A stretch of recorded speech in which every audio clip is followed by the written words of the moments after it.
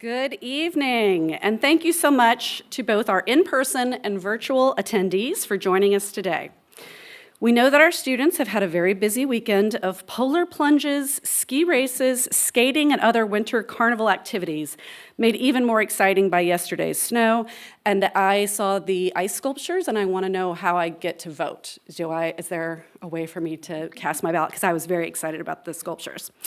My name is Anna Mahoney, and I'm the Executive Director of the Nelson A. Rockefeller Center for Public Policy and the Social Sciences.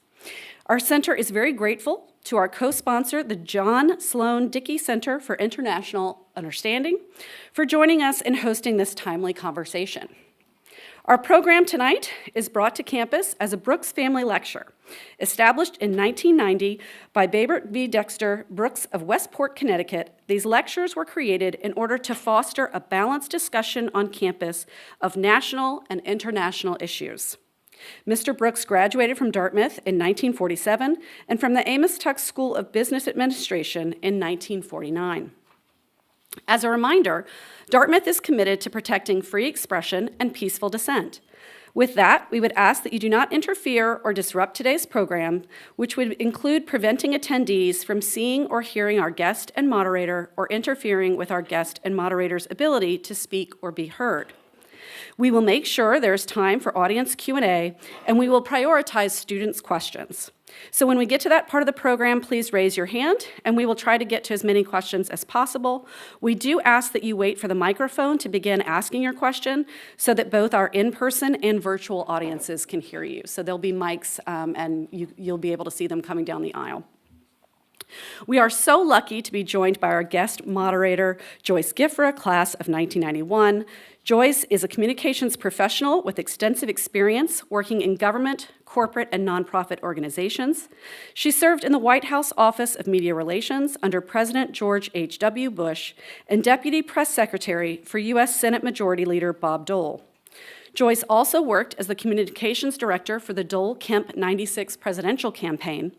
In New York, she was a director of corporate affairs for Burson Marsteller, a global public relations firm. Joyce serves on the board of Maggie's List, a political action committee focused on electing conservative women to federal office, and on the executive committee of the Manhattan Republican Party. She is a spokesperson and active fundraiser for Republican candidates. Joyce was a presidential nominee for the National Endowment of the Arts and a former trustee of American Ballet Theater, School of American Ballet, and the Professional Children's School in New York City. Joyce earned her Bachelor of Arts cum laude from Dartmouth in Government and Political Philosophy. She is currently pursuing her Master's of Liberal Studies in Management at Harvard University, and Joyce and her husband Bob have 3 children, Elizabeth, Caroline, and Robert III. And we are so grateful to have you. Joyce is such a strong supporter of Rocky, and we're just so glad to see you. Our conversation tonight is titled, "The 21st Century, Is American Power Receding or Staging a Comeback?" And we are honored to have former Deputy National Security Advisor K.T. McFarland here to speak with us about this topic. Kathleen Troya McFarland was President Trump's first Deputy National Security Advisor, starting with the Trump Tower transition and through the early months of the administration. She also chaired the Interagency Deputies Committee, which brings together government departments and agencies to make policy recommendations to the president. She initiated the Trump administration's reassessment of a range of national security issues, beginning with North Korea and China. Prior to her role in the Trump White House, KT was Fox News national security analyst from 2010 to 2016 and appeared regularly on Fox and Fox Business News programs. Ms. McFarland anchored FoxNews.com's DEFCON 3 and wrote a regular column for the Fox Opinion page. During this period, she also appeared weekly as commentator for several national radio shows. Previously, Ms. McFarland held national security posts in the Nixon, Ford, and Reagan administrations as an aide to Dr. Henry Kissinger, member of the Senate Armed Services Committee staff, senior speechwriter to Secretary of Defense Caspar Weinberger, and later Principal Deputy Assistant Secretary of Defense and Pentagon spokesman. Among other accomplishments, she drafted the Weinberger Doctrine speech regarding the Reagan administration's policy on use of force and the first draft of President Reagan's Star Wars speech. In 1985, Ms. McFarland received the Defense Department's highest civilian honor, the Distinguished Service Award, for her work in the Reagan administration. She was a Republican candidate for the U.S. Senate from New York in 2006, and in 2015, the Clare Boothe Luce Policy Institute named her Woman of the Year. Ms. McFarland has also acted as a senior policy fellow for the ACU Foundation Statesmanship and Diplomacy Center, a board member of the Jamestown Foundation, and a distinguished advisor to the Foundation for Defense of Democracies. McFarland received a Bachelor of Arts from George Washington University, an MA from Oxford University, and completed the Massachusetts Institute of Technology PhD program, ABD, with concentrations on nuclear weapons, China, and the Soviet Union. Please join me in welcoming both Joyce and KT to the stage.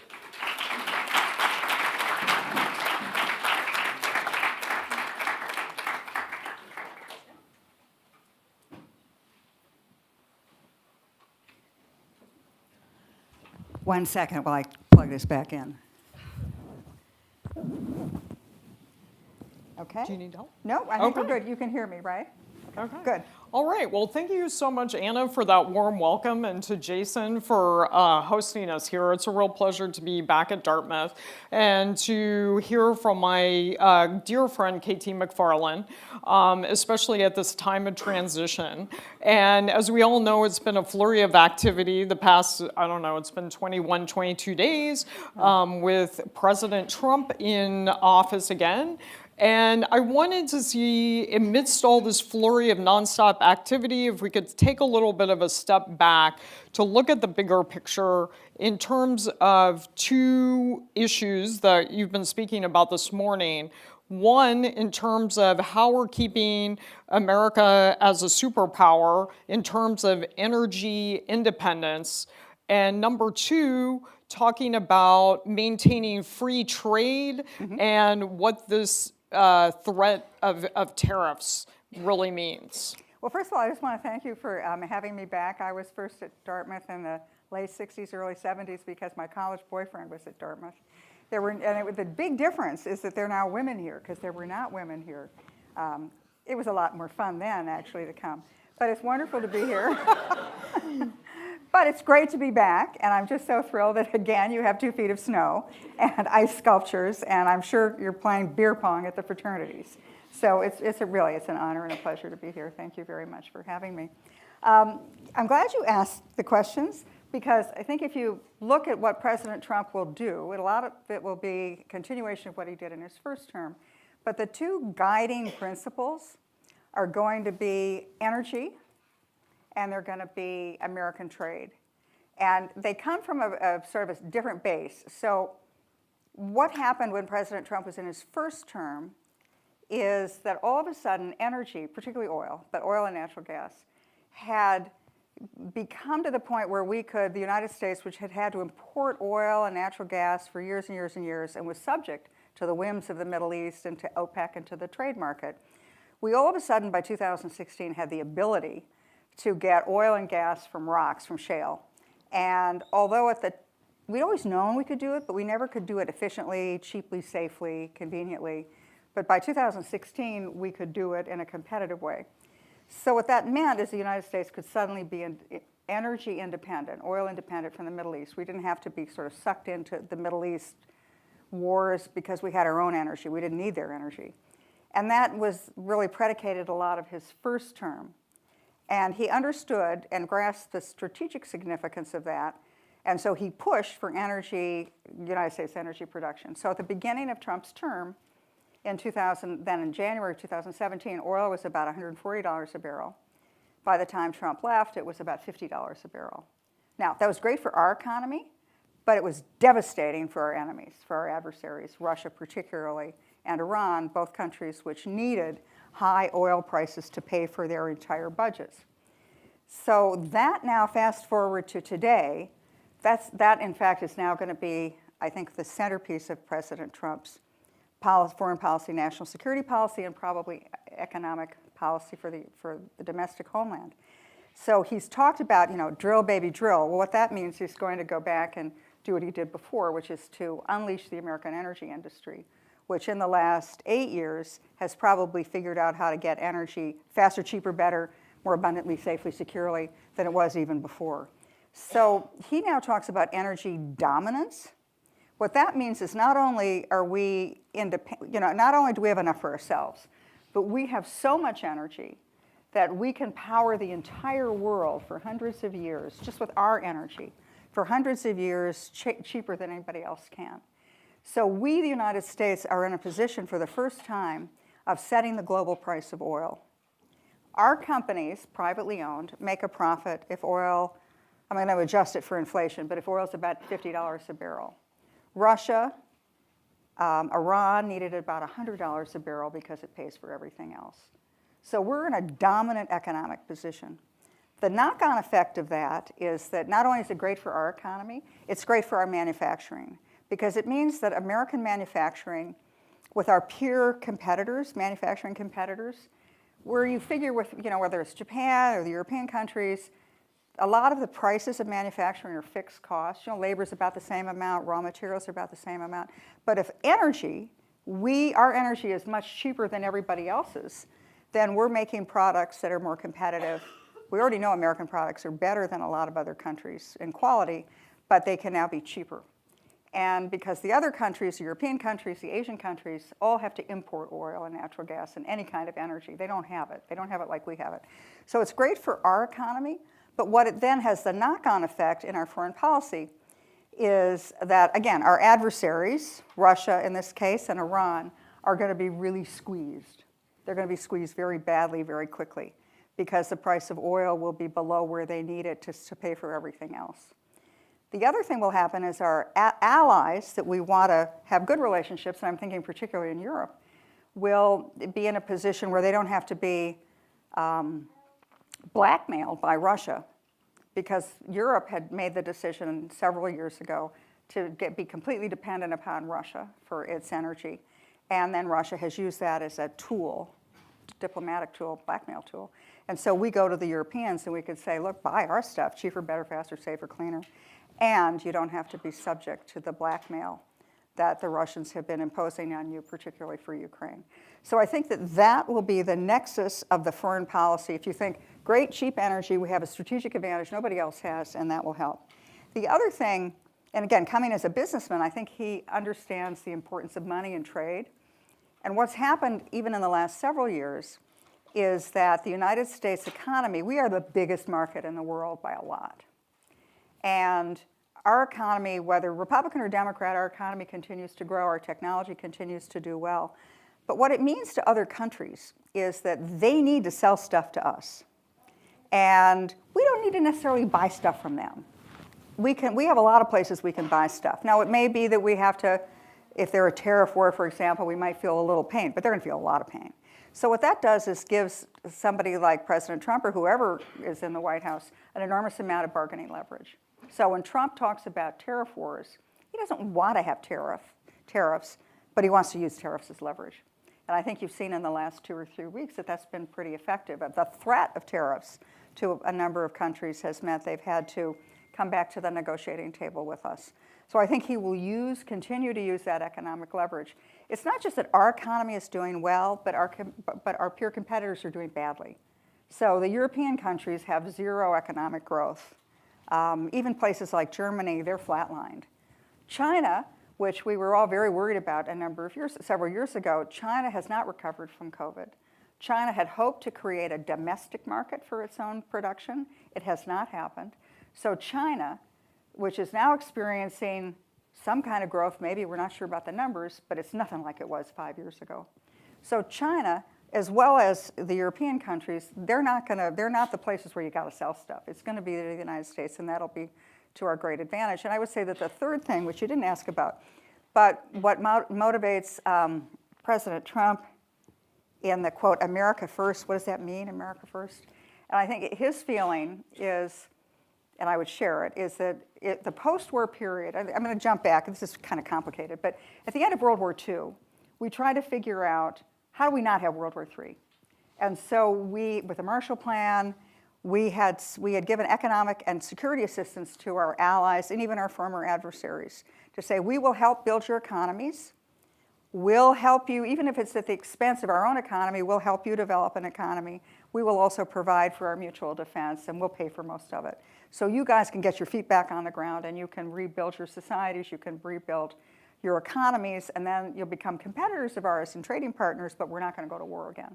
And that actually was extremely successful if you look at the period and the post-war period. So longest period, gosh, I think since the Roman Empire, where we've not had big powers go to war with each other without going, to shooting war with each other. And so we assumed that the Chinese would follow that same pattern. And so in 2000, when we invited China into the World Trade Organization, we then were doing the same thing, that we were helping underwrite their economy with favorable, very favorable trade deals. Now, fast forward to today, and all those countries that were desperate in 1950, they're all on their feet. And for example, Germany, a country that we had helped develop their economies and that we had underwritten their security in NATO, they have a budget surplus with their countries. They're giving money back to their taxpayers. And what are we doing? We're borrowing because we can't make our budgets meet. So I think that idea that, wait a minute, it's time to end those subsidies. You guys can stand on your own and you can contribute to our mutual collective defense in NATO, et cetera. And we want to have reciprocal tariffs. So we're going to get rid of that stuff where you have a 25% tariff on cars, American cars you're importing, and we only give you a 2% tariff on cars that we're bringing from your country into ours. Let's just get at the same level. So I think those are the three things that you'll see, and you'll see them in policy after policy after policy going forward. Okay. Thank you. And a second question that comes to mind is talk a little bit about the first blaze of headlines coming out of the Trump administration were the strategic importance of Greenland and the Panama Canal. Well, look, here's the thing about Donald Trump is take seriously what he says. Don't take it literally. So he may say something and throw it out, and a lot of that is just to be provocative, to get a discussion going, but think about what he's saying. So when he said Greenland, and everybody said, oh, that's bonkers, that's really crazy. But if you actually look at Greenland, going back to Secretary of the Interior Willard and the Abraham Lincoln administration, we tried to buy Greenland then. We bought Alaska, we tried to buy Greenland, they wouldn't sell. Greenland was essential for World War II and our security in World War II. We had bases there from which we defended the North Atlantic from the German U-boats, which were destroying the trade that went from North America to Great Britain to resupply Britain. So we've looked at Greenland for a long time as thinking it's important to American strategic interests. So think about it today. Okay, so still Greenland is really important to controls the North Atlantic because of where it is. But there are additional reasons why Greenland is a very attractive piece of real estate for us, because it has oil and it has rare earth minerals, which are essential in modern communications. Every microprocessing, et cetera, you need rare earth minerals. We don't have much of rare earth minerals. The Chinese have the world's biggest supply. Greenland has a lot of it, it's undeveloped. Greenland has oil. We got a lot of oil, but Greenland has oil too. But then if you fast forward to potential trade routes, as the polar ice caps are melting, there may be a trade route that goes over the Atlantic, over the North Pole. And we want to make sure that that trade route is one that we either control or we certainly have a part of, or we sure as heck don't want Russia and China to control that.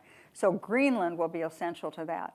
Now, when President Trump says we want to buy Greenland, actually, if you do the math, it wouldn't be that expensive. But there's, I think, 47,000 people in Greenland. If you offered each of them $1 million, would you like to become American citizens? You might get an interesting response. But the United States already has a couple of military bases in Greenland, so we're already kind of halfway there. So some kind of an improved, increased strategic relationship and maybe economic investment and development relationship with Greenland is possible. So Greenland may sound bonkers, but it's actually kind of brilliant. And then should we go to, what do you want? Panama Canal, right? That sounds really bonkers, right? But here's why the Panama Canal is an issue. So the Panama Canal is trade that goes from the Pacific to the Atlantic. It's important for us because American trade can go from the west coast of the United States to the east coast of the United States through Panama. But it's also important for strategic military reasons. You want to make sure that the American military can go between the Atlantic and the Pacific, particularly maritime trade and our navies. The problem with Greenland, the problem with Panama is that the two ends of the Panama Canal are controlled by Chinese companies now. And there's worrisome. Because what happens if you went to war with China? Could China just shut off the Panama Canal? The east and the west coast of the United States wouldn't be able to talk to each other. So the relook at Panama, I think, is one for military reasons and economic reasons. And the Panamanian president has said, no, never. And Trump has said, I want the Panama Canal back. At this point, we're in a negotiation, I think, at some point, where we're talking to each other about what the relationship would be. But the fact that China controls both of those ends of the Panama Canal, particularly as we are now increasingly thinking of China as not wanting to be part of the world system as it has been, but wanting to dominate the world system, that's a real reason to have another look at the Panama Canal. And then I guess the third part of this headline is border security. Yeah. And obviously Canada has that's faded away, but in You mean the terms 51st state? Yes. But with Mexico, border Yeah. security, and what is that going to be meaning for immigration and the potential impact here in the States? Well, I think that in this case, take President Trump seriously. He really means business about sealing the U.S.-Mexican border, and he does it for a bunch of reasons. One is the fentanyl issue, where China is participating in pushing fentanyl into the United States, and it's having a devastating effect, particularly on young people, and particularly on the sort of the hollowed out parts of the Midwest. So fentanyl's got to stop, but it's also the uncontrolled immigration of having 10, 12, who knows how many million people. We don't know who they don't know where they are, and it's an idea of the first thing you want to do is get people who are convicted criminals, rapists, et cetera, who are in the United States prison system, and to send them back to wherever it is. And so I think he's quite serious about that, about dealing with that on both borders. And I do believe that Mexico and Canada will both be cooperative as we go along. Again, in part because of the threat of tariffs, and in part because, see down the road of what kind of a relationship the United States might have with Canada and Mexico. Go back to what I said at the beginning about American energy. One of the things we talked about we didn't talk about it out loud, but we talked about it amongst ourselves, was could you find an energy consortium between Canada, the United States, and Mexico? Because we're all energy powers. And could we find a relationship, an economic union? We're not going to have Canada be the 51st state, but could we find a way to kind of have an economic free trade agreement with each other over energy issues? So I think that that's one place it might go. Okay. In a recent media interview, you mentioned that the world is on fire. Yeah. So to that point, or to your observation, when we're looking at sort of like three of the major hotspots, one being Russia and Ukraine, what do you think is the ability, to the extent that President Trump can force Zelensky and Putin to the negotiating table to try to talk about an end to this conflict? Well, he says he's going to get it done in a day, but we're already in week 3 and it's not done. So, but I think that the attitude that he will have is that push them to the negotiating table. So how do you get them to the negotiating table? Ukraine has always had the position of we don't even want to trust Russia at the negotiating table because they're never going to keep their word. They're the aggressors. They should be punished. Russia, everybody sort of stalled on negotiations, and I think the previous administration was not pushing for negotiations as much as they were pushing for a continuing conflict. President Trump will try to push them to the negotiating table, and here's why that matters. Look, Ukraine is not winning this war. Ukraine is losing this war slowly, grindingly. It's a war of attrition. But who wins a war of attrition? Go look at World War I. It's the richer country with more people and more staying power. So Russia eventually will win, but at an enormous destruction of Ukraine. But if you can, as I look at it, I don't see how Ukraine wins this war, but I do see how Ukraine wins the peace. So if you could get both countries to negotiate a deal, neither country will be happy with the deal. The Russians will be mad, Ukraine will be mad, everybody will say I got screwed. But if you could have it where the fighting stops, then what is possible? Then you would have Ukraine, which has very rich natural resources, a very well-educated, sophisticated population, and now has the cities in rubble, and a lot of the cities are in rubble. The opportunity to rebuild Ukraine will be one of the great economic opportunities of investment that the world has seen in years. So fast forward to 5 years after the fighting stops, I think you'll find corporations, countries, which will rush into Ukraine to rebuild for their own economic reasons. And so within 5 years, Ukraine would be fully integrated into the European economy, into the way, it'll be like Poland is today. You won't think of Europe without Ukraine because Ukraine will be intimately tied economically. And then if you fast forward, where's Russia 5 years after the fighting stops? Now remember, the predicate of this is that energy prices will remain low. Russia needs energy prices at around $100 a barrel. It won't be $100 a barrel. They won't be able to fight any wars with extra money. And so where is Russia? Nobody's going to want to invest in Russia. I mean, China will want Russia's natural resources, particularly in the eastern Siberia. But where is Russia? Russia's with a declining GNP, a declining population, declining prospects. So I think that with Ukraine, the idea would get the peace as fast as you can, even though you're not going to be happy with it, with the understanding that you play the long game with Ukraine. Okay. Maybe we'll take a tiny bit of a detour because earlier this morning you talked about the future of Iran, what Iranian leadership looks like today. Is Iran close to attaining nuclear weapons that could reach long ranges? Okay, so I don't know if you follow, does everybody, we all know about the Iran nuclear deal and we all know about that stuff? Okay, so for years, everybody, 5 years at least, Iran is like 2 months away from nukes. That was a long time ago, 5 years ago. They still don't have the nukes. You need 3 things for a nuclear weapon, and I'm greatly simplifying this.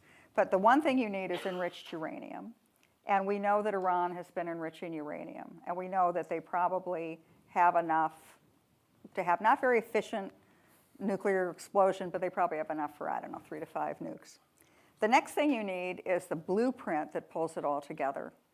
So you don't just have a pile of uranium. You need to, how do you ignite it? How do you prevent what's called a fizzle effect? How does a nuclear weapon detonate into a nuclear weapon? We don't know about that.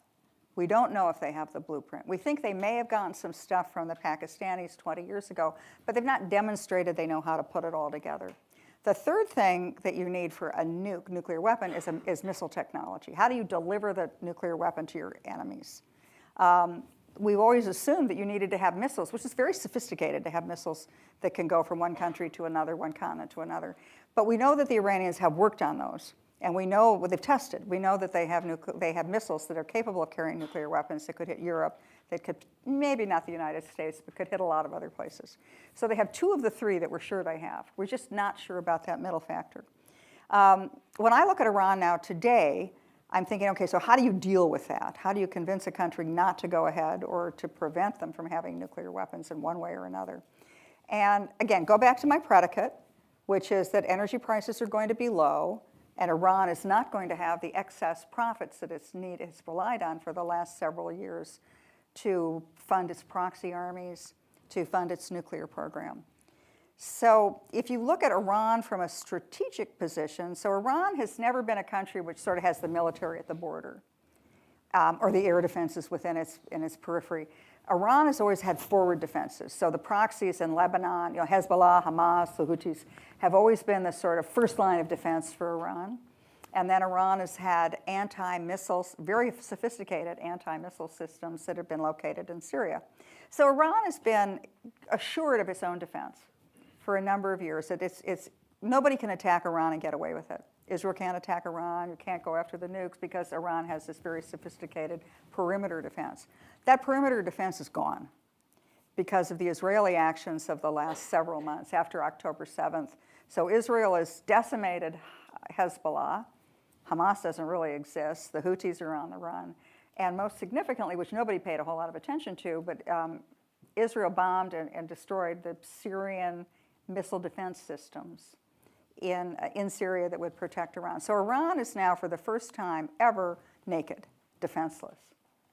Iran also, as you look at potentially the Iranian economy going forward, if the Iranian economy suffers these oil shocks, the Iranians are going to be sufficiently nervous about their own population and keeping themselves in power. I mean, the Iranian population, it's a lot of young people, very sophisticated, very internet savvy, and governed by a very, I think, repressive mullah regime at the top. And about every 8 years, the Iranian people rise up, for whatever the predicate reason is, but they rise up against the government. And so far, the United States has really not helped the pro-democracy demonstrators. I think Trump would help the pro-democracy demonstrators.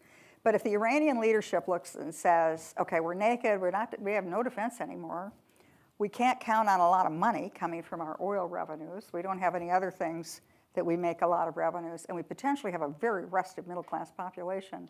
I think Iran, and that's the one that scares me the most in the next couple of months, is Iran going to say, we're going to race to the bomb, so we'll be in a position where we have nuclear weapons and everybody will be scared of us?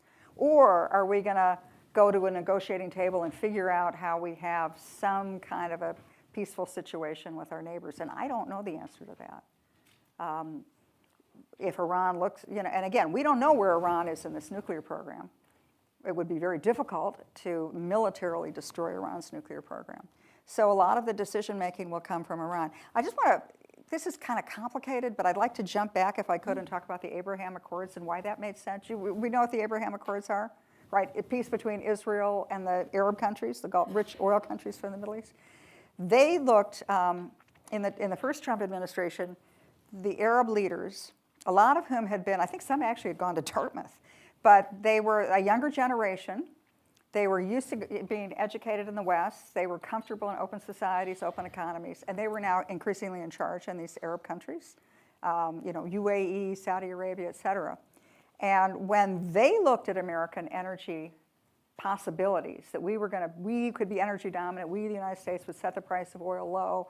They didn't want it to be low because that was the only thing that their economies did. They realized that they would have to diversify their economies. But to do that, to invest in their countries, to have others invest in them, they needed peace in the Middle East. Nobody's going to invest in a country that's about to be blown apart. So that was their motivation, the Arab motivation for having peace with Israel, and Israel had the same motivation back. Iran didn't have that motivation. And one of the reasons people feel, myself included, that Iran unleashed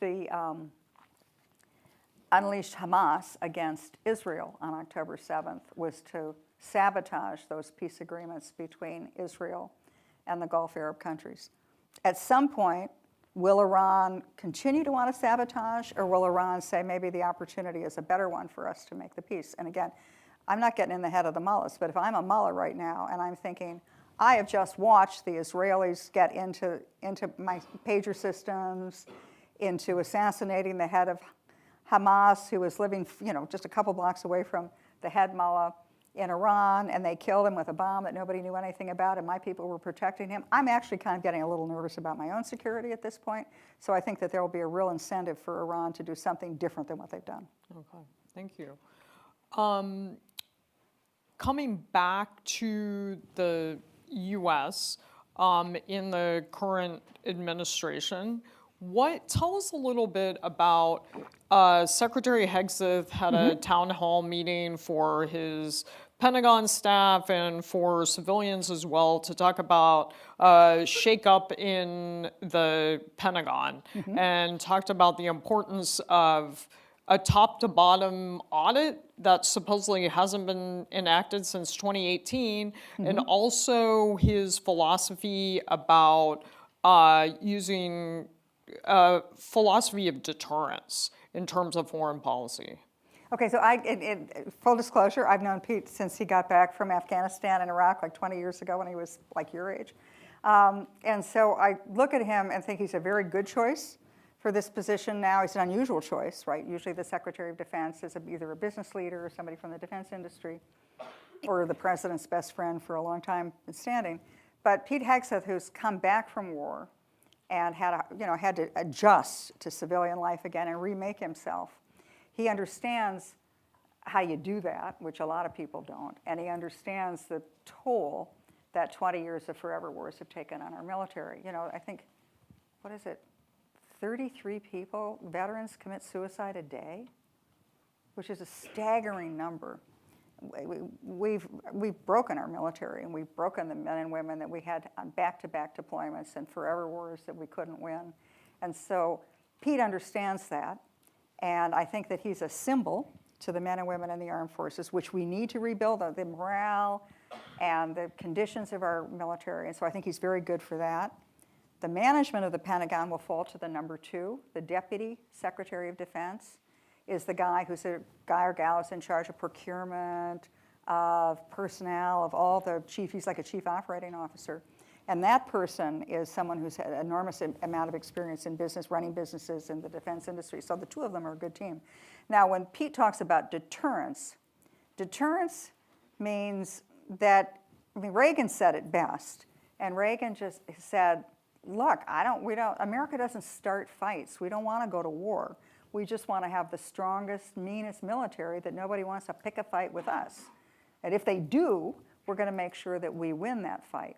So the Pentagon will be focused once again, I think, on its core mission of warfighting and defending the United States.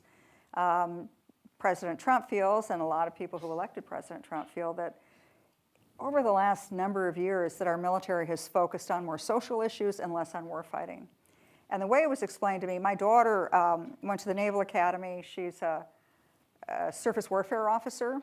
She's a lieutenant commander in the Navy, although now in the reserves, and now the mother of 4 and a state leader in Florida. But as she and her friends and colleagues have explained to me, is when you have a lot of new responsibilities that are put on our military that are not warfighting related, but are social justice issues, there's only so many hours of a day. So if the hours you have to spend on a ship where you're filling out the forms, and if you've made sure you've checked all these boxes of the quote woke agenda, and I'm using that not in a pejorative way, but like it's a group way. You're having less time that you're doing for training. You're having less time that you're walking the deck, and less time you're checking your weapon systems. So I think the emphasis will go back to the original purpose of the military and the armed forces, to rebuild it. First of all, rebuild the morale, give them the tools they need, rebuild the procurement process, but also, again, to focus away from things that are not necessarily part of the core mission, because we're not getting the core mission right. Mm-hmm. And so that's where he'll go. Okay. I'm going to ask you one more last question, and then I think we are going to open it up to Q&A. Can you just share abbreviated version of how it was to be a woman of your era, having served under Nixon, Ford, Reagan, and then Trump? In terms of breaking the glass ceiling, you were often the only woman on the team or the only woman in the room where it happened. So what is your observation about that? And fast forward now to 2025, and President Trump has appointed women to very senior positions in his cabinet. You know, it's funny. I mean, the period that I grew up in, so I'm 73 years old. I was born in 1951. And when I went to college, there were women in college, but you didn't have the opportunities that men had. And when I graduated from college in 1973, a guy sitting next to me in my Chinese study class, I mean, I got an A in the class, and he sort of barely made it. But when we went for job opportunities, he would be hired, and I could maybe be his assistant, maybe like a glorified secretary. Those were the opportunities. I wanted to go to Oxford University, but the Rhodes Scholar women weren't allowed to apply yet. So I went to Oxford anyway, got other scholarships. But it was a time where everything you did, you kind of had to, there was no role model. I mean, I was so pathetic. When I was working at the Pentagon I was a senior ranking woman at the Pentagon, and I was going to get engaged. And I didn't know who to ask about, well, if I get engaged and get married, do I kind of lose my career opportunities here? Because I've always been very driven by my career. And the only person I could think of asking was Sandra Day O'Connor, who lived in the apartment building next to me, who was the first woman on the Supreme Court. And we went to the same little bodega to get our groceries. And so I go up to her, and we were nodding acquaintances. And I said, look, do you mind, Do you mind, Justice O'Connor, if I just ask you a really personal question? Do you think that I'm making a big mistake if I get married and move to New York and leave my career behind? And she just sort of so sweetly said, well, you know, I did the same thing. I had a big career at a law firm, but I left and got married and had 4 kids. And she said, and it worked out okay for me in the end. And so I said, okay, that's my signal. And so I did. I mean, I left the wild world of climbing up the rung in Washington, and I became a stay-at-home mom and raised 5 kids in the 80s and 90s. And then I was able, like Sandra Day O'Connor, to come back into government. And I can't imagine that that's a possible career path for anybody today. And if I look at my daughters, I look at you, I look at all the women I know who are so capable, and yet they're all struggling with, gosh, my career, my family, my kids. I'm not doing a good enough job with my kids. Oh my gosh, I have such career opportunities I'm throwing away because I'm going to babysitting tonight. And so in some ways I had it easier because I didn't have any role models and I didn't have any choices. I just sort of put one foot in front of the other. And in a weird way, especially the women in this room, you have so many opportunities. It's kind of hard to figure out how to balance it. You'll all figure it out for yourselves. But the one thing I have noticed of my generation of women is that, women 2 years older than I am didn't have those. You just didn't have a career. You got married and you gave up. You were a teacher, you were a nurse, you were a secretary, but you even gave that up when you got married and had kids. Now you have the options. And in those days, the women my age were frustrated, who wanted to have more than just a family, or they wanted to have a family when they only had a career. So you either live with frustration because you didn't get to fulfill yourself, or you live with guilt and anxiety because you're trying to do it all at once. And I don't envy you, but I do envy you the opportunities that you've got. And I think, when I see the new generation, the younger generation of women, I'm your grandmother's age, okay? I look at you and think, wow, you're changing the world. And you look at a fossil like me and say, Mom, you mean you would go into a meeting with your MIT, you taught nuclear weapons in MIT, and you would go into a meeting at the Pentagon and somebody would ask you to get the coffee? And yeah, okay, but the world has changed. And so I'm very excited when I see President Trump appoint these women, and I think, that's the fulfillment. That's, for me, the great achievement is that you guys don't have to worry about getting coffee because they're asking you for your advice, and in fact, you're sitting at the table and you're probably their boss. So you go, girl. All right. Should we take some questions?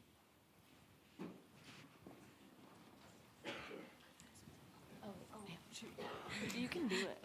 No, go ahead. Are you sure? Yeah. Okay. Thank you. Hello. Can Thank I you. ask you to stand up so I can Yes. have a good look at you and tell me who you are and what you're studying? Hi. My name is Anna. I'm a freshman and I'm studying quantitative social science and history. Good. Yeah. Okay. So I wanted to ask about the role of energy in shaping international power dynamics. So you mentioned that China's economy has not yet recovered Yeah. from COVID. A lot of people have concerns that China is beating us in the energy race because they are pivoting to renewable sources that will not deplete, unlike oil and gas. So I was just wondering. They're pivoting to what? Renewables? To renewables, yeah. So I was just wondering about the geopolitical role of clean energy and sort of how you see this shaping geopolitical tensions and conflicts in the future. Okay, so the great question is China is way ahead in a lot of the renewable technologies, the solar panels and stuff that are being made in China. China has no energy, they have no fossil fuels, they have dirty coal. And so as much as they are looking at renewables and doing that, they're also actually on steroids building dirty coal plants to fulfill their energy needs. As I look at China, I think a couple of things.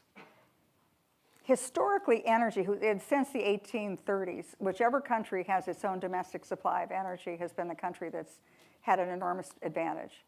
And countries that don't have energy go to war to get it.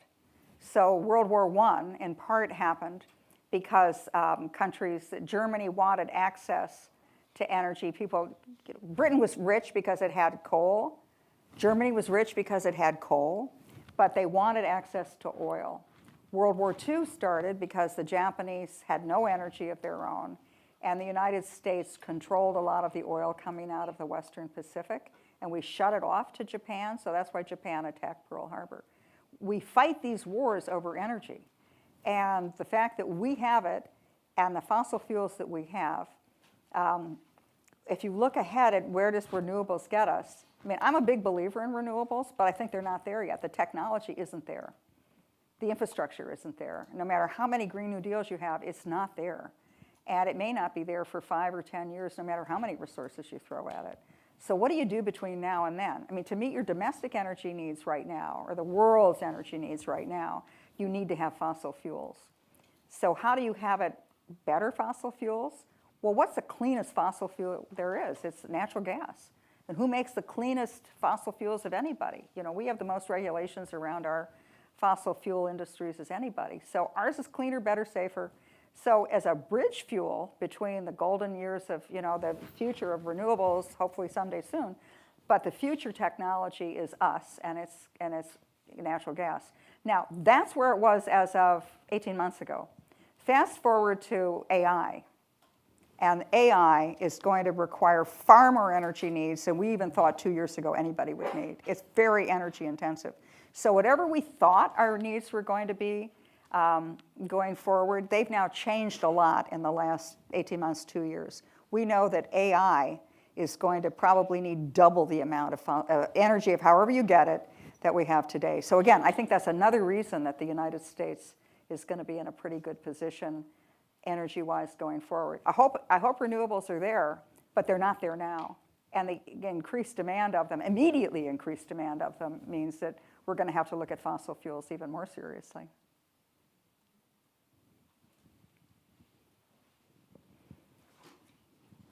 Hi, I'm Jude. I'm a first year, also studying quantitative social science.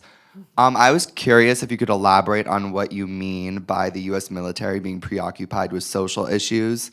What comes to mind for me is like the National Guard being called on Black Lives Matter protesters in 2020, or like Tom Cotton and Josh Hawley calling for the National Guard to be called on pro-Palestinian protesters in Colombia, which didn't end up happening, but was a call from some politicians.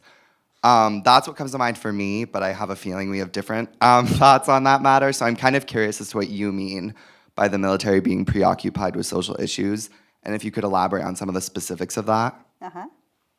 Okay, so this is the argument of the focus on DEI. And we're going to promote people because we want to make sure we check all the boxes of the various groups in our society that we want to make sure that are represented in the military.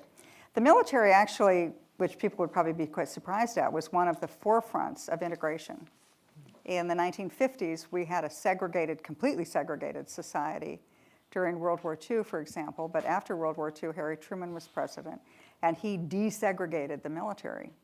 And so in the military, it didn't matter what color you were, you could have every opportunity, no matter what color. And if you've been in the military, or anybody you know is in the military, you don't really care if the guy next to you is purple or what race he is. You just want to make sure he has your back in a foxhole.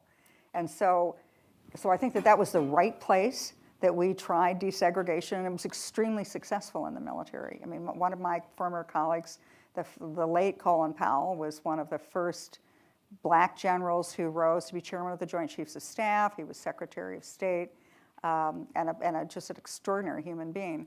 So that's one thing. But when you get to the point where it's the only thing, then it makes a big difference. And increasingly, as talking to the people in the military, it was two things that were wrong. Well, three things. One, that they didn't have the ability to fight and win wars, especially in the forever wars in the Middle East, and that we treated our military men and women in uniform like commodities, where we had back-to-back deployments, and so they came back broken people.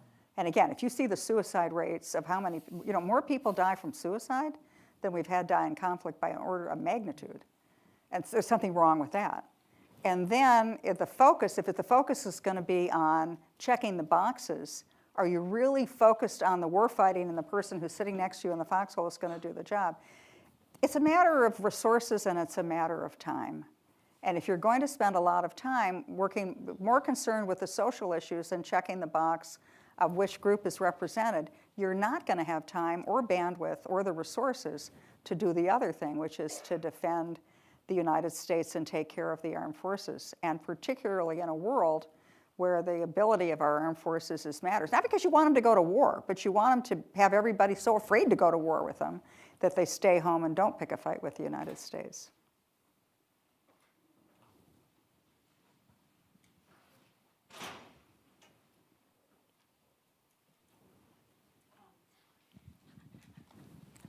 Hi, I'm Katie. I'm a freshman. I'm studying government.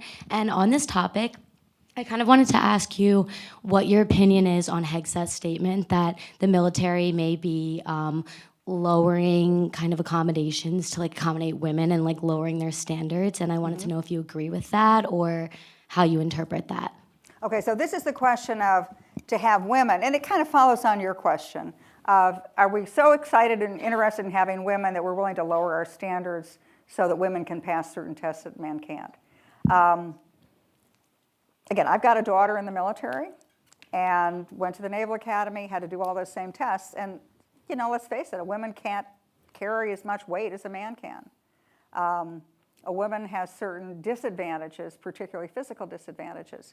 I would make the argument, however, that in the times that I've been in the decision-making rooms, in the White House Situation Room, or in the Secretary of Defense's office, I like the fact that there was a woman who was not just getting the coffee, but who was weighing in on the issues of war and peace. So the way I would look at peace thing, I mean, look, it's a fact. Women can't carry a 100-pound pack on their back. But that doesn't mean women shouldn't be there or shouldn't be in other capacities and shouldn't have equal opportunities to be promoted and to reach senior levels of leadership in the military. So I think it's a fine balance, and I wouldn't flip out over the one thing that he might have said about women in combat. Okay, it's a reality. But so let's figure out how we work around that so that maybe the woman shouldn't be carrying the 100-pound pack because she can't do it. But maybe she's going to be one hell of an intelligence officer. And maybe, in fact, what we find out is that women who are flying helicopters have a far preferable and better safety record because they don't do the macho take the chances stuff. So if you're in a combat situation, the helicopter you want to come and get you and rescue is piloted by a woman. It's not by some guy who's going to like push the envelope and you're all going to get shot down. So I think that you know, just let's be smart about this. And opportunities for women should be there just as much as for men. But let's not try to squeeze that round shoe or foot into the square toe or whatever it is. Let's just figure out the solution. Okay, I think we have time for one last question.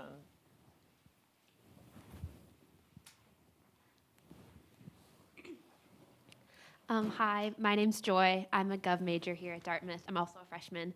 And my question was about border security. Border security? Okay. Yeah, so I know that Trump has said that he wants mass deportation. He wants all of the illegal immigrants out of the country. But that would cause a very large labor shortage of about 1 million people based on like rough estimates of statistics. So I guess I was wondering how like President Trump would be able to both carry out some of his plans of border security while at the same time also protecting the economy and helping the growth that he's promised to give. Okay, so this is the question of if you send back 10 million people, I don't think that's realistic, but if you send back people, are you sending back the people who are doing the jobs that Americans don't want to do? And I guess I kind of find that an offensive point. Not that you've asked an offensive question, but I don't like the fact that we say, well, Americans don't want those jobs, so let's get poor, uneducated, half-slave labor to do those jobs. And I think that J.D. Vance had the best answer of all when he was asked about that question. And he said, wait a minute, why don't we just make these jobs have the right amount of incentives, you know, the right pay, et cetera, that Americans want these jobs. So we don't have to have Americans who are unemployed that we have to give unemployment assistance to.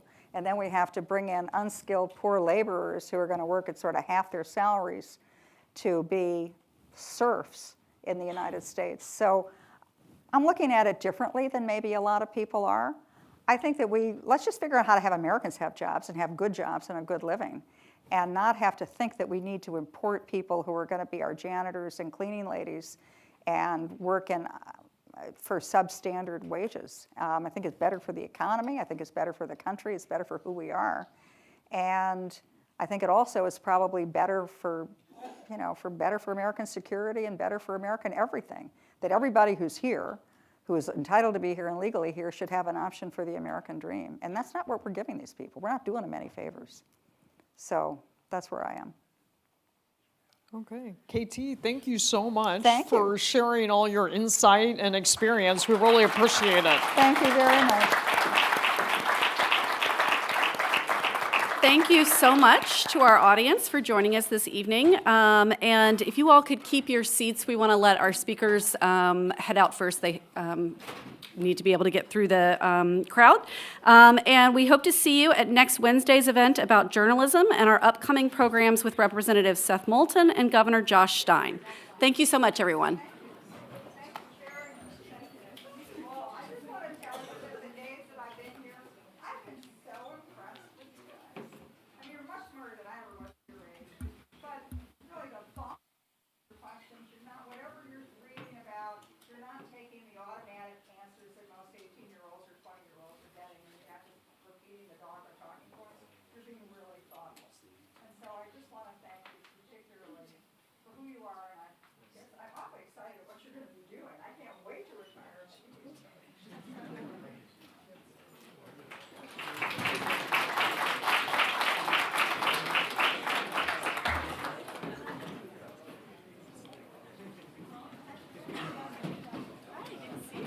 Hey there. You're getting to be a regular. You know, it's my jam. Deborah wants an operator, and I'm here to do it. That's all right. That's right. We're going to have to get you a permanent position in this meeting. Oh, they'll fight over me.